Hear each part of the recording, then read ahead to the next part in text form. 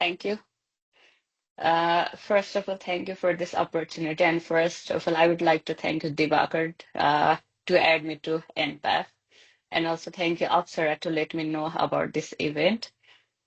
And I'm also really happy that I got this opportunity to share some of my mind regarding this topic, economic and social recovery measures in Nepali context.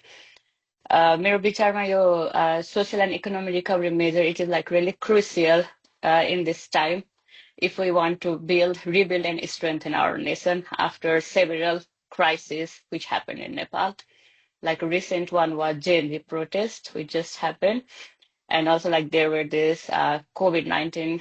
pandemic and there was earthquake before that. त्यही भएर यो economic and social recovery measure यो चाहिँ राम्ररी सोचेर यो अब कहाँ कहाँ चाहिँ हाम्रो ग्याप भयो के ह्याम्पर भयो त्यो सबै सोचेर चाहिँ हामीले यो बिल्ड गर्ने त्यो लेट्स बिल्ड ब्याक बेटर भन्ने कन्सेप्ट जुन छ नि त्यो प्रिन्सिपललाई फलो गर्दै यो हाम्रो चाहिँ इकोनोमिक ग्याप्सहरू कहाँ छ हाम्रो देशमा अनि सोसियल ग्यापहरू कता छ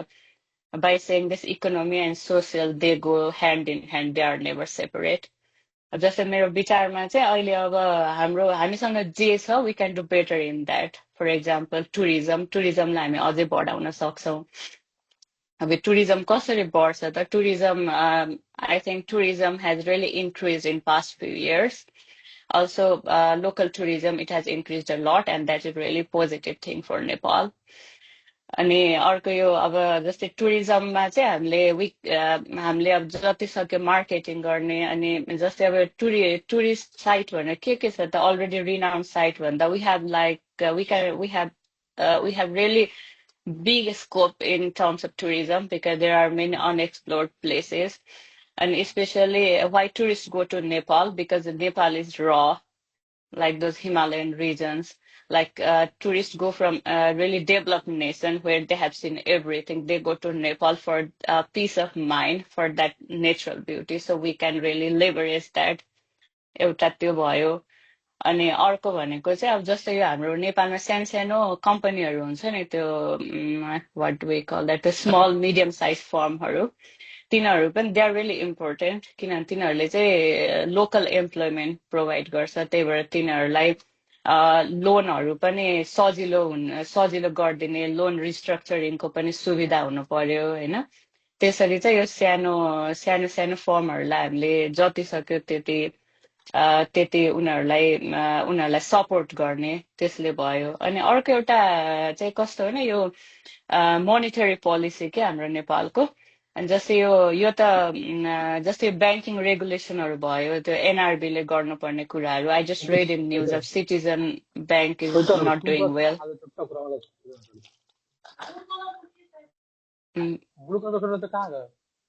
okay I think Manohar sir हजुरले गर्नु होला प्लिज अनि अर्को भनेको अब जस्तै NIC is also not doing well होइन अब त्यस्तै त्यो ब्याङ्कहरूलाई पनि रेगुलेट गर्नु पर्यो कि त्यो चाहिँ अब हामीले कसरी गर्ने भन्दा अब nothing comes to my mind except then we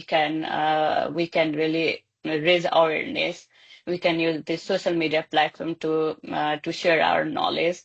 त्यही होला सायद अब गएर डिरेक्ट इम्प्याक्ट गर्न चाहिँ अब कसरी गर्ने nothing comes to my mind है अब त्यो भयो अनि अर्को भनेको पब्लिक इन्भेस्टमेन्ट पनि के त्यसमा पनि अब जस्तै यो इनिसियल्ली क्यापिटल एक्सपेन्डिचर हुन्छ बट फर लङ टर्म अनि त्यसले अरू बेनिफिटहरू ल्याउँछ बिजनेस अपर्च्युनिटीहरू दिन्छ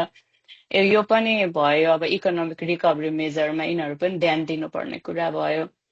अनि जस्तै अब यो सोसियल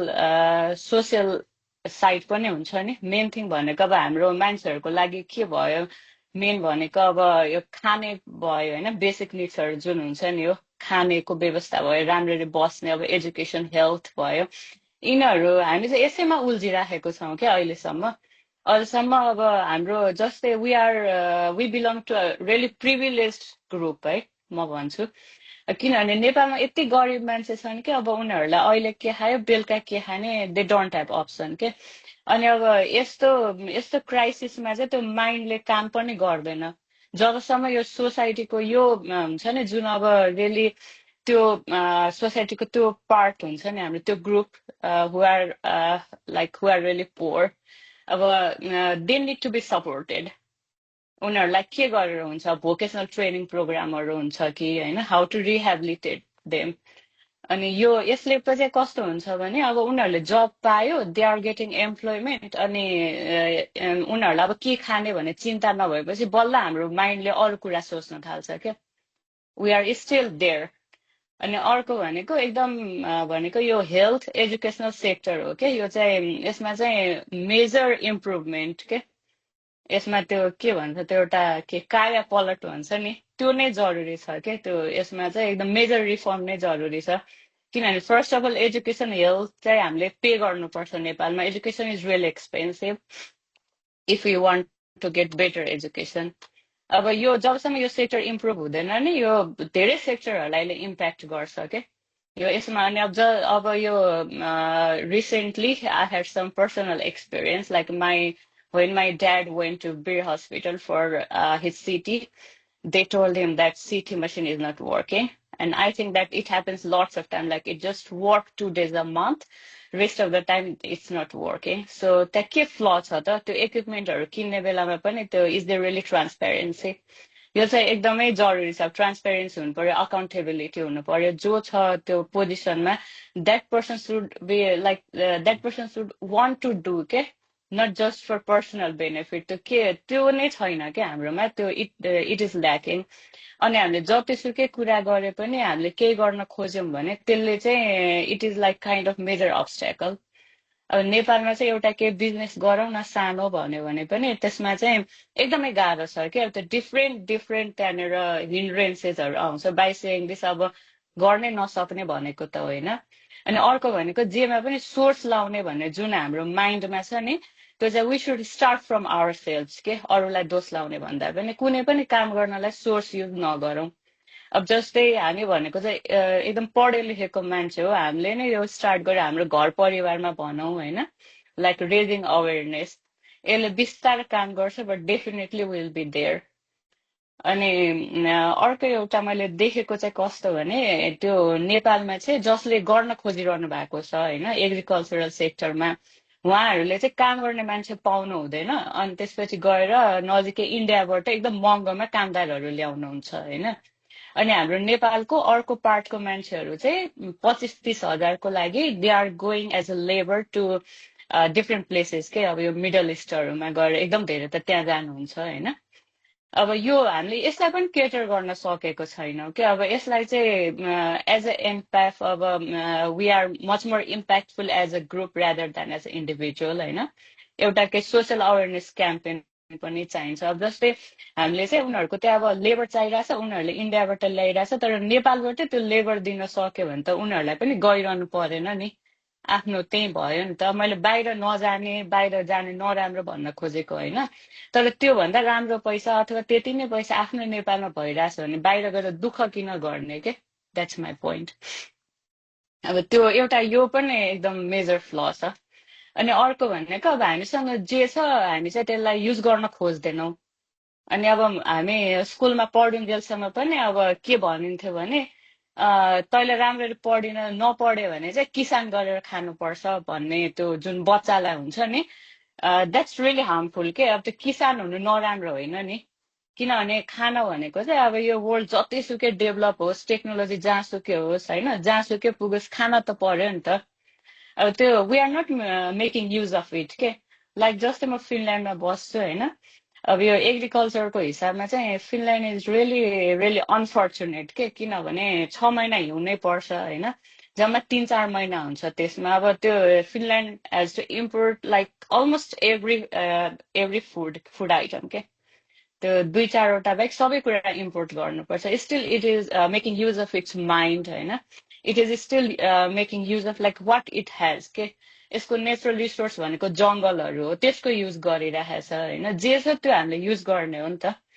अनि अब अहिले यो ग्लोबल एरा हो यो internet is really powerful tool अब कहाँबाट कहाँ like we are staying connected like we are in different parts of the globe still we are talking